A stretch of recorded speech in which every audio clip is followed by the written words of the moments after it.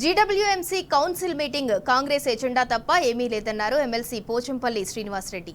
మీటింగ్లో రేవంత్ రెడ్డిని పొగడ్డం తప్పితే ఏమీ లేదని చెప్పారు. సమావేశంలో ముందుగా మాజీ ప్రధాని మన్మోహన్ సింగ్ కి సంతాపం తెలపాలనే సోయి కూడా లేదని మండిపడ్డారు. గ్రేటర్ వరంగల్ మున్సిపల్ కార్పొరేషన్లో విలీనమైన గ్రామాల రైతు కూలీలందరికీ రైతు ఆత్మీయ భరోసా ఇవ్వాలని కోరారు.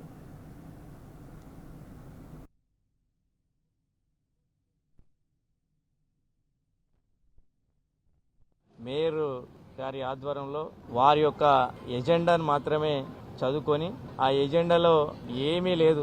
రేవంత్ రెడ్డిని ప్రభుత్వాన్ని పొగుడుకోవడం తప్ప ఇక్కడికి వచ్చిన మంత్రి కానీ ఎమ్మెల్యేలు కానీ పెద్ద ఎజెండా చెప్పింది లేదు. ఈ వరంగల్ నగర కార్పొరేషన్కు చేస్తున్నది కూడా చెప్పింది కూడా ఏమీ లేదు.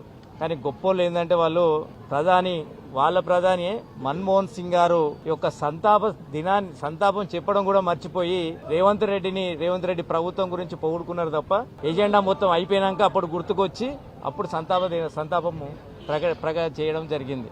ఇంత సిగ్గుసేటు అంటే ఈ యొక్క మేయర్ గాని అక్కడ ఉన్న ప్రభుత్వం యొక్క ఎమ్మెల్యేలకు గాని మంత్రి గాని ఆ యొక్క వాళ్ళ యొక్క కార్పొరేటర్లకు గాని ఏమాత్రం అది లేకుండా ఒక కార్యక్రమం స్టార్ట్ చేస్తే ఒక పెద్ద మనిషి తెలంగాణ రావడానికి ఇవాళలో ఒక పెద్ద పాత్ర పోషించినటువంటి వాళ్ళ ప్రధాని వంటి మన్మోహన్ సింగ్ యొక్క సంతాపం ప్రకటించడం కూడా మర్చిపోయినటువంటి వ్యక్తులు వాళ్ళు. అట్లాంటి వాళ్ళు అదేవిధంగా మా కార్పొరేటర్లు అందరూ కూడా కలిసి విలీన గ్రామాలకు సంబంధించినటువంటి అక్కడ ఉన్నటువంటి రైతు కూలీలందరికీ కూడా ఇందిరమ్మ ఆత్మీయ భరోసా కార్యక్రమంలో ఖచ్చితంగా మా వాళ్ళందరినీ కూడా చేర్చాలి. లక్షల మంది రైతు కూలీలు ఉన్నారు. వాళ్ళందరూ కూడా ఈ పథకం వర్తించే విధంగా చేయాలని తీర్మానం ఇవ్వడం జరిగింది. తీర్మానం పైన మా కార్పొరేటర్ ఒత్తిడి తీసుకురావడం వల్ల వాళ్ళు తీర్మానం పెట్టడం జరిగింది. ఏకాగ్రీవంగా ఆ తీర్మానాన్ని ఆమోదించారు.